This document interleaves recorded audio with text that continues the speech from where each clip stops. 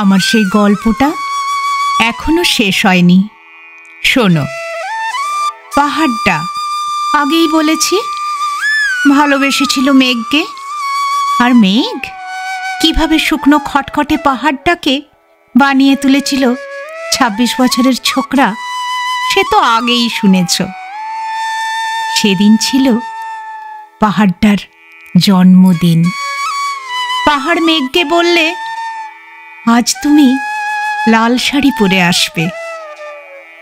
মেঘ পাহাড়কে বললে, আজ তোমাকে স্নান করিয়ে দেব চন্দন জলে।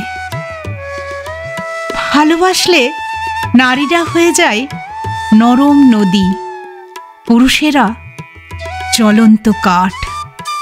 সেইভাবেই মেঘ ছিল পাহাড়ের আলিঙ্গনের আগুনে, পাহাড় ছিল মেঘের ঢেউ জলে।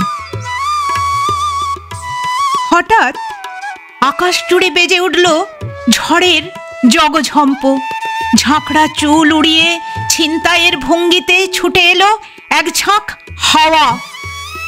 মেঘের আঁচলে টান মেরে বললে, ওঠ ছুরি, তোর বিয়ে। এখনো শেষ হয়নি গল্পটা। বজ্রের সঙ্গে মেঘের বিয়েটা হয়ে গেল ঠিকই, কিন্তু পাহাড়কে সে কোনোদিনই ভুলতে পারল না।